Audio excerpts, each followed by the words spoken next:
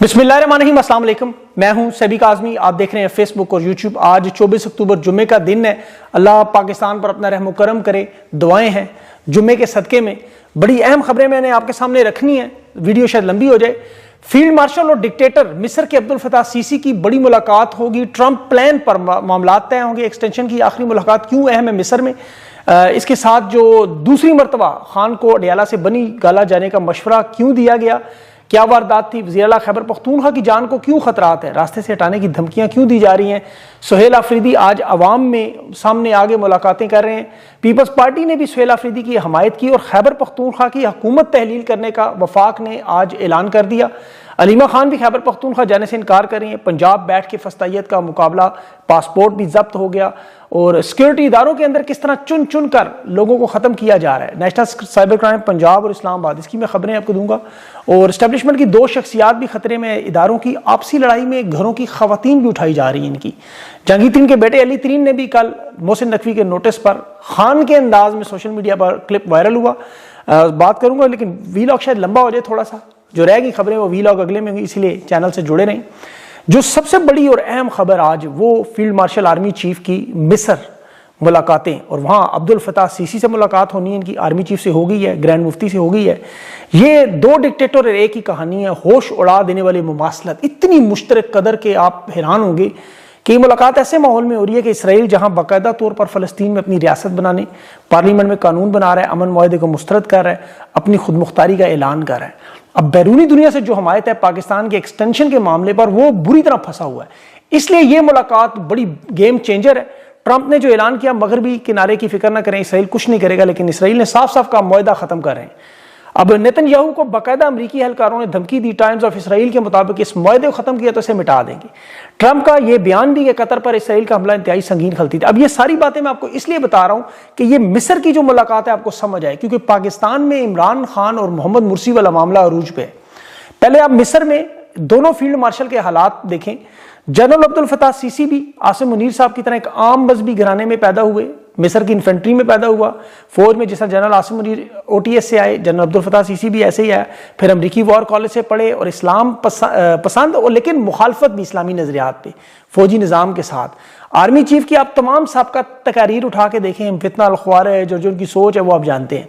अब army chief की भी आपको पता है वहां मिस्र में उन मजहबी जमातों से मुलाकातें हुई। शेख अहमद अल तैयब, जामिअतुल अज़हर का ग्रैंड इमाम, जिसने जनरल अब्दुल फताह सीसी के साथ 2013 में फौजी बगावत में सबसे बड़ा साथ दिया। ये जामिअतुल अज़हर के ग्रैंड इमाम है शेख अहमद अल तैयब।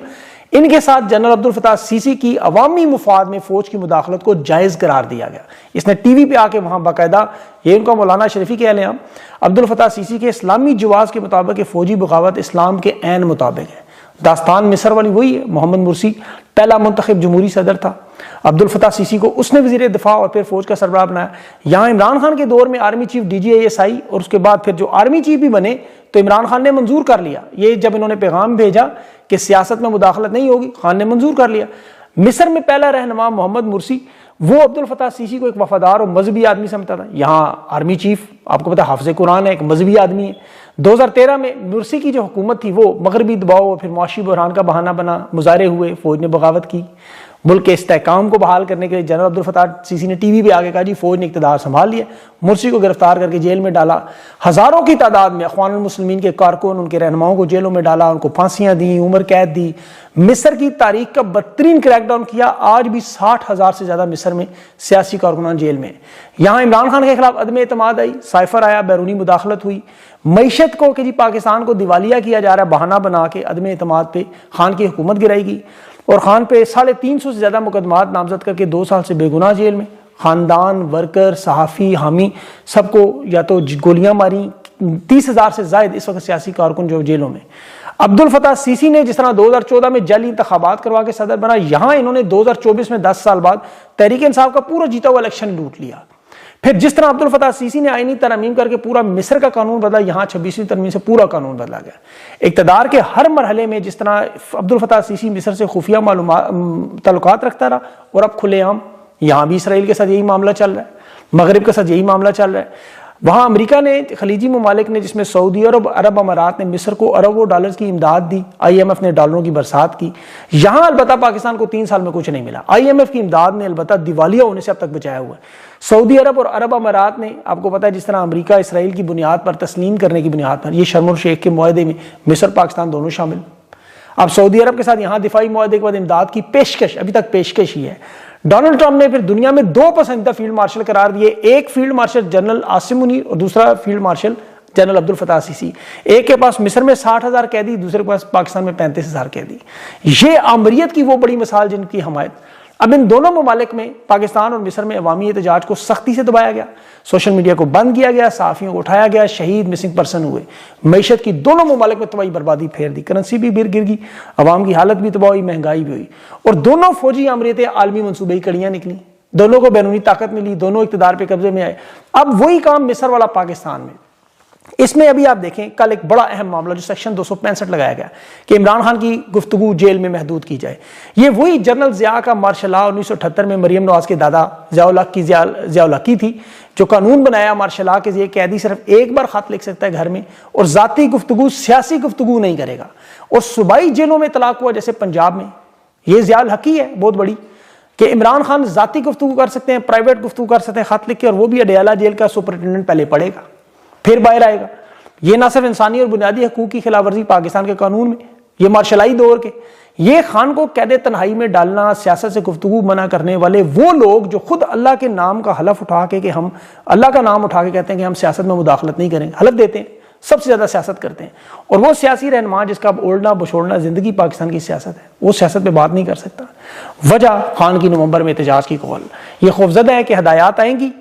اب دیکھیں نواز شریف ضیافتہ تھا، بگوڑا تھا، پورا اجلاس برطانیہ میں نواز شریف کرتا تھا کابینہ کے. یہ عمران خان کو جو بنی گالہ منتقل کرنے کی ابھی انہوں نے واردات شہباز شریف نے 2 دفعہ کہا، یہ صرف یہ ثابت کرنا چاہتے ہیں کہ عمران خان نواز شریف جیسا ہے. ایک کاغذ لکھ کے دے دیں، تحریر مل جائے، پھر وہ بیانیاں توڑ دیں. ہر ٹاک شو میں، پریس کانفرنس میں ان کے وزراء اچھل کے وہ دکھائیں. یہ دیکھیں جی NRO، جس طرح سعودی عرب کے وزیر دفاع اور لبنان کے وزیر اعظم سعد حریری پاکستان آئے تھے نواز شریف کے مشرف کے ساتھ ٹوٹنے والے معاہدے کو، یہ چاہتے ہیں صرف خان کا وہ بیانیہ ٹوٹ جائے کہ یہ ہم جیسا ہے. لیکن یہ ہو نہیں سکتا، یہ خان ان جیسا ہو ہی نہیں سکتا، کیونکہ نواز شریف کو ساری دنیا بگوڑا، گیدڑ، چور، مجرم کہتی ہے، جان بچا کے پتلی گلی سے بھاگنے والا، پارٹی کو چھوڑ کے جانے والا، 150 بکسے لے کے جانے والا. مریم نواز وہ الزام دھونا چاہتی ہے کہ تحریر مل جائے، لیکن یہ ہو نہیں سکتا. خان جانتا ہے کون لوگ ہیں. یہ صرف نواز شریف عمران خان کا فرق ختم کرنا چاہتے ہیں. عمران خان کے خاندان پر جو ظلم ہے، علیمہ خان کے 4 مرتبہ وارنٹ نکالے. کل بھی KP کے لوگ کہہ رہے تھے آپ KP شفٹ ہو جائیں. اس نے کہا میں گرفتار ہونے کو ہر وقت تیار ہوں، پنجاب نہیں چھوڑ سکتی، میں تو ضمانت بھی نہیں کر پا رہی ہوں اپنی. 70 مقدمات ہیں علیمہ خان پہ، اقدام قتل، دہشت گردی، غداری، فساد، اللہ جانے، بم بنانا، چوری، ڈاکہ، جو مرضی ڈال دیں.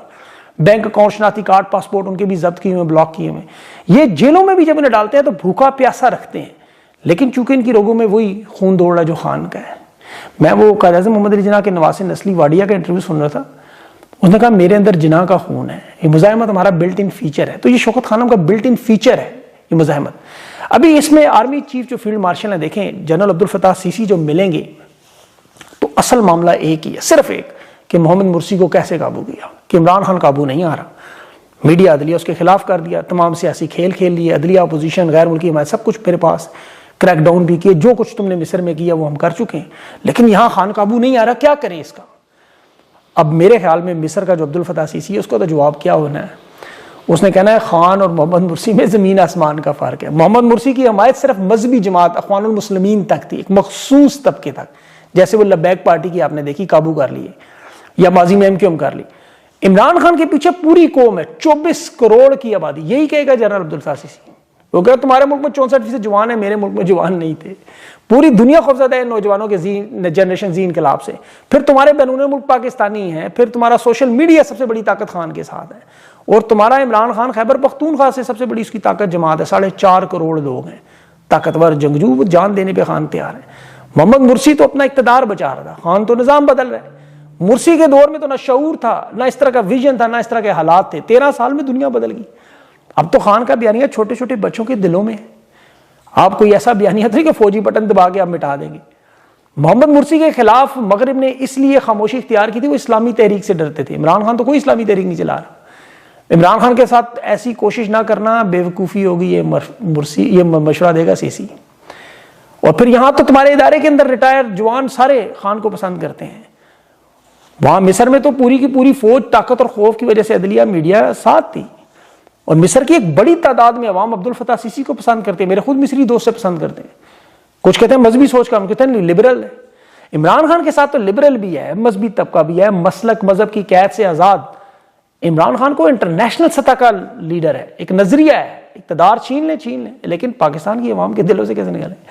تو اس لیے میرے خیال میں سیسی یہی کہے گا عبد الفتاح سیسی کی ایڈونچر نہ کرنا، تمہارے ملک میں کالعدم تنظیمیں بھی ہیں 25 سال سے جن سے تم لڑے اور جیت نہیں سکتے ابھی تک۔ پھر مشرق اور مغرب کا بارڈر بھی دیکھو، ہندوستان افغانستان موجود ہیں، بلوچستان میں، خیبر پختونخوا میں، آزاد کشمیر میں، 3 صوبوں میں کیا حالات ہیں، مزاحمت چل رہی ہے، اور سب سے بڑھ کر آپ کو پاس نیوکلیئر ہے جس سے امریکہ یورپ نے اپنی سلامتی کا خطرہ سمجھا ہے۔ اس لیے وہ مشورہ دے گا کوئی ایڈونچر نہ سوچنا، اپنے 2-4 سال گزاریں، میری طرح کوئی ٹیکنوکریٹ سیٹ اپ بنائیں اور دنیا کے کسی ملک میں نیشنلٹی لے کے وہاں جنرل باجوہ کی طرح نکل کے کچھ جزیرہ خریدیں وہاں۔ یہ معیشت سنبھالنا آپ کے بس کا نہیں ہے، یہاں مصر میں جنرل عبد الفتاح سیسی نہیں سنبھال سکا، حالات دیکھ لیں، اربوں ڈالرز کو دیے گئے، 40 ارب ڈالر سے زیادہ دے دیے اس کو۔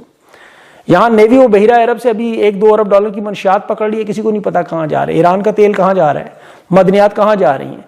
یہ فیفا کی سیکیورٹی کی طرح اسرائیل کی کل اگر سیکیورٹی کے لیے بھیجیں بھی تو وہ پیسے پاکستانیوں کو تو نہیں ملنے ہیں، جو مال و دولت ملے گا اس کو پاکستان کی عوام کو فائدہ نہیں ہوگا، اس لیے معیشت تو ٹھیک ہو ہی نہیں سکتی۔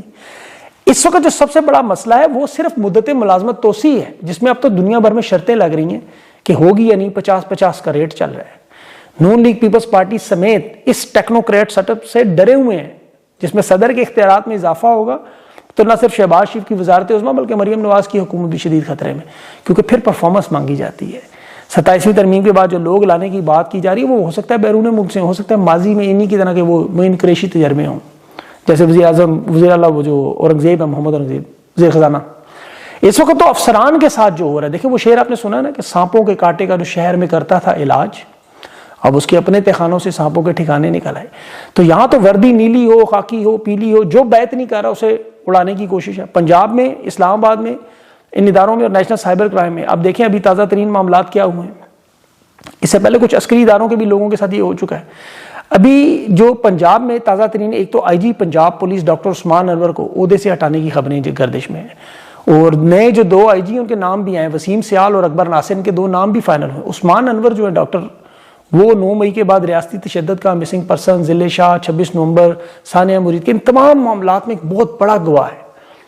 تو اسی طرح یہ اسلام آباد میں بھی اے ایس پی عدیل اکبر کے ساتھ جو ہوا، دیکھیں کہ اس کے والد فوج کے خلاف اس کا کوئی کیس بھی ہے جس پر سے دھمکیاں دی جا رہی تھیں، اور اس کی جو بھی ہلاکت ہوئی بڑے مشکوک انداز میں، شک و شبہات پیدا ہوئے۔ اسلام آباد پولیس اور آئی جی اور طلال چودھری کا رد عمل دیکھیں، وہ کہہ رہے خودکشی قرار دے رہے ہیں کہ گاڑی کے اندر کوئی گولی لگی سے، پہلے کہہ رہے تھے ماتحت سے کوئی اسلحہ چھینا، ابھی 3 مہینے پہلے اس کی آپ پوسٹیں اور شعر و شاعری دیکھیں تو یہ کیس کافی عرصے سے چل رہا تھا، پھر جس انداز میں یکدم انہوں نے پریس کانفرنس کی خودکشی قرار دینے کی، وہ اس لیے مشکوک ہے کہ سی سی ٹی وی فوٹیج، بھائی گاڑی اس کی اگر کیمروں کے سامنے بالکل کھڑی تھی جہاں یہ واقعہ پیش آیا تو کوئی تصویر ہی دے دی، جیسے اس کی باڈی پولیس نے فوراً قبضے میں لی، جس طرح 26 نومبر یا مریدکے کے سانے میں ہم دیکھا۔ تو یہ الزام پولیس کی آپ کو پتہ ہے قیادت پہ اسی لیے لگتے ہیں کہ مریدکے جانے کے دوران ابھی حالیہ دنوں میں وہ سیکٹر کمانڈر کے بڑے خصوص پالتو خالد افغان، اس کی ایک ویڈیو سوشل میڈیا پہ پڑی ہوئی ہے، وہ ان افسران کو نتائج بھگتنے کی دھمکیاں بھی دے رہا تھا جو مریدکے نہیں جا رہے تھے۔ اس سے پہلے آزاد کشمیر میں بھی یہ دھمکیاں ہوئیں اسلام آباد پولیس کو، بلکہ آپ کو یاد ہوگا 26 نومبر میں ڈی چوک میں جب پولیس کو گولیاں چلانے کا حکم دیا تھا تو اس وقت بھی کوئی 150-200 کے قریب پوری لسٹ آئی تھی جو انکار کر رہے تھے گولیاں چلانے سے۔ پھر اسی لیے ڈی چوک میں عین ان تمام لوگوں کو ہٹا کے پھر وہ مخصوص پیشہ ور قاتل لائے گئے سامنے۔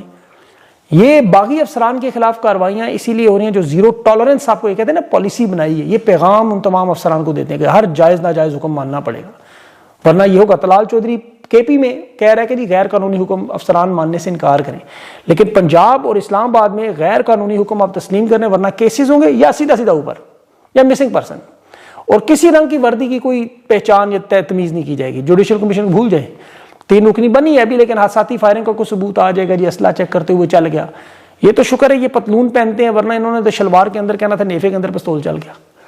اب اے ایس پی اس عدیل اکبر کے جنازے میں صحافیوں کو نہیں جانے دے رہے تھے کہ وہاں کوریج نہ ہو، سوالات نہ ہو، اور یہ معاملہ صرف اس اے ایس پی کا نہیں ہے، ابھی ایف آئی اے میں نیشنل سائبر کرائم کے 5 افسران اغوا، بلکہ ڈپٹی ڈائریکٹر عثمان کی اہلیہ روزینہ بھی اسلام آباد ہائی کورٹ میں پٹیشن کے بعد غائب ہے، لاپتہ ہے.